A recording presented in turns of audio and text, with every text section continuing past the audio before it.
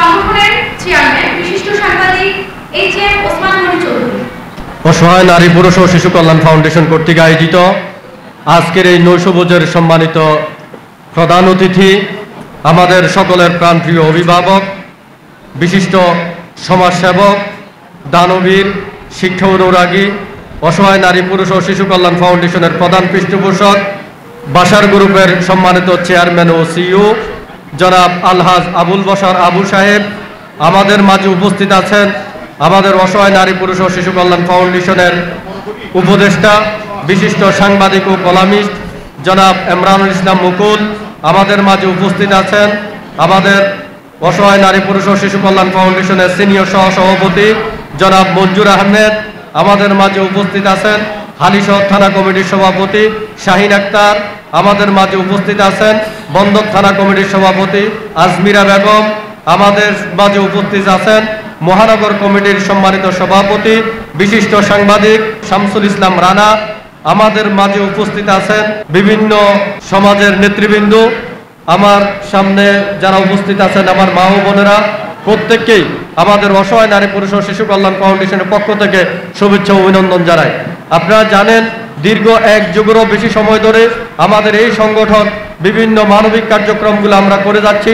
আপনারা জানেন প্রতি বছর আমরা কোরবানির ঈদের পরে অসহায় মানুষদেরকে নিয়ে একবেলা খাওয়ার আয়োজন করে থাকি। আজকে আমরা সেই আয়োজন করছি। আমরা ধন্যবাদ জানাই আমাদের মাঝে উপস্থিত আছেন আমরা ইতিমধ্যেই আমাদের সম্মানিত প্রধান পৃষ্ঠপোষক জনাব আলহাজ আবুল বশর আবু সাহেব, আমাদের মক্কা যে পবিত্র নগরী, সেই নগরীতে আমাদের এই সংগঠন যাতে পৌঁছে সেজন্য তিনি মক্কা শাখা কমিটি ঘোষণা করেছেন। আমরা মক্কা শাখা কমিটির সভাপতি জনাব হারুন ভাইকে আমরা অভিনন্দন জানাই এবং আমরা আশা করব জনাব হারুন ভাই আমাদের এই সংগঠনকে মক্কায় একটি কমিটি করে ওইখানেও যাতে আমরা মানুষদের জন্য সেবা করতে পারি, মানুষের জন্য যাতে কাজ করতে পারি, এই জন্য আমরা আমাদের সভাপতি মহোদয় হারুন ভাই আমাদেরকে সর্বাত্মক সহযোগিতা করবেন, আমরা ওনার কাছেও কৃতজ্ঞতা প্রকাশ করছি যাতে পবিত্র নগরী মক্কাতে আমাদের এই সংগঠন যাতে পৌঁছাই যায়। আমাদের এখানে উপস্থিত হয়েছেন, আমি আপনাদেরকে আর সময় নষ্ট করব না, আপনারা অনেকক্ষণ এখানে ধৈর্য সহকারে বসেছেন। আমরা আপনাদের জন্য যে খাওয়ার আয়োজন করছি আমরা প্রত্যেকেই একই টেবিলে বসে খাবো।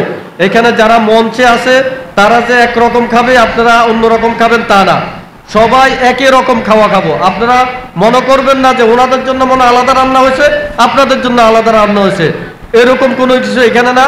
আমরা সবাই একই রান্না, সবাই একই টেবিলে বসে আমরা একসাথে খাবো। যেটি আমাদেরকে যেই শিক্ষা দেওয়া হয়েছে, যে ইসলাম যে আমাদেরকে কি শিক্ষা দিয়েছে, আমরা কি শিক্ষা নিতে পারছি সেটা আমরা এখান থেকে আমরা তার একটি নজির আমরা সৃষ্টি করতে চাচ্ছি। এই বলে আমি আমার সংক্ষিপ্ত বক্তব্য এখানে শেষ করছি। অসহায় নারী পুরুষ ও শিশু কল্যাণ ফাউন্ডেশন সমাজ ও দেশের কল্যাণে নিয়োজিত সংগঠন।